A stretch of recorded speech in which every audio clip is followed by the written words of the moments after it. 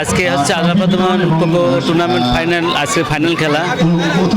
তো এখানে আমাদের মাঝে উপস্থিত আছেন বাংলাদেশের জাতীয়তাবাদী দল যুব দলের কেন্দ্রীয় কমিটি সফল সভাপতি জনাব সৈয়দ মাজহারুল আল সাহেব। আরও উপস্থিত আছেন কুষ্টিয়া জেলা বিএনপির সাবেক সফল সভাপতি, সাবেক 3বারের মাননীয় সংসদ সদস্য জনাব সৈয়দ মেহেদী আহমেদ রুমি। তো একটা সুন্দর একটা টুর্নামেন্ট শেষ করতে পারলাম এবং আমার নিজের কাছে অনেক ভালো লাগতেছে যে আরাফাত কোকোর মতো একজন বিশিষ্ট ক্রীড়া সংগঠনের নামে খেলাটা দিতে পেরেছি এবং সফলভাবে শেষ করতে পারলাম। সেজন্য মহান রাব্বুল আলামিনের দরবারে লাখো কোটি শুকরিয়া জানাই এবং ধন্যবাদ জানাই আপনাদেরকেও। আপনারা অনেক পরিশ্রম করেছেন, আপনারা না থাকলে আসলে ভালোভাবে আমরা সমাপ্ত করতে পারতাম না। সেজন্য সবাইকে অসংখ্য ধন্যবাদ। আর বিশেষভাবে ধন্যবাদ জানাচ্ছি আজকে যারা অনেক দর্শক রয়েছে, সেজন্য সবাইকে আমার তরফ থেকে অসংখ্য ধন্যবাদ। যাতে মাদকাসক্ত না হয় যুব সমাজে, সবসময় আমি যেহেতু রাজনীতি করি, আমি সবসময় চেষ্টা করি যাতে যুব সমাজ খেলাধুলার মধ্যে থাকে, যাতে মাদকাসক্ত না হয়। সেজন্য সর্বাত্মক চেষ্টা থাকে যাতে খারাপ না হয়ে যায়, যুব সমাজ খারাপ না হয়ে যায়। সবাইকে ধন্যবাদ। দেখেছেন যে ইতিমধ্যেই দলের চেয়ারম্যান এবং মাননীয় প্রধানমন্ত্রী তিনি গতকালকে দলীয় কার্যালয়ে গিয়েছিলেন অনেক দিন পরে এবং সেখানে তিনি এই সাংগঠনিক পুনর্বিন্যাস, পুনর্গঠন এই বিষয়গুলো নিয়ে আমাদের সঙ্গে আলাপ আলোচনা করেছেন।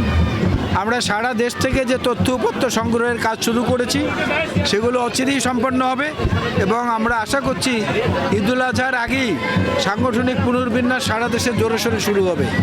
সেখানে কুষ্টিয়ার এই জায়গায় আভ্যন্তরীণভাবে যদি কোনো দ্বন্দ্ব থেকে থাকে, আমাদের প্রার্থী নির্বাচনে পরাজিত হওয়ার কী কারণ, সেটার জন্য আলাদা টিম কাজ করছে। এই সমস্ত তথ্যগুলো পূর্ণাঙ্গভাবে আমাদের হাতে এলে পরেই আমরা এ ব্যাপারে সাংগঠনিক ব্যবস্থাও নেব এবং সাংগঠনিক পুনর্গঠনের পদক্ষেপ একই। এটা যেটা হয়েছে ওইটার একটা ভিন্ন প্রেক্ষিত ছিল, কারণ আমাদের নেত্রী তখন মরণাপন্ন, মূল নেতা দেশের বাইরে।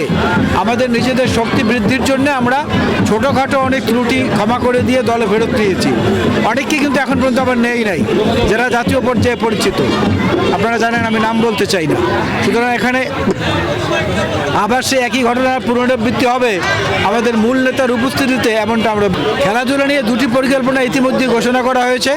ক্লাস 4 থেকে ক্রীড়া শিক্ষাকে বাধ্যতামূলক করা হয়েছে, যার যার পছন্দ অনুযায়ী খেলা সেই দিকে সে যেতে পারবে।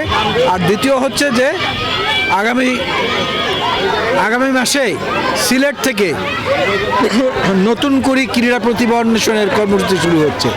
যেভাবে জিয়াউর রহমান টেলিভিশনে নতুন করে অনুষ্ঠান শুরু করেছিলেন, অনেক বড় শিল্পীরা সেখানে তৈরি হয়েছে, সেভাবে বাংলাদেশের জাতীয় পর্যায়ের খেলোয়াড় তৈরির প্রথম কর্মকাণ্ড শুরু হবে সিলেট থেকে।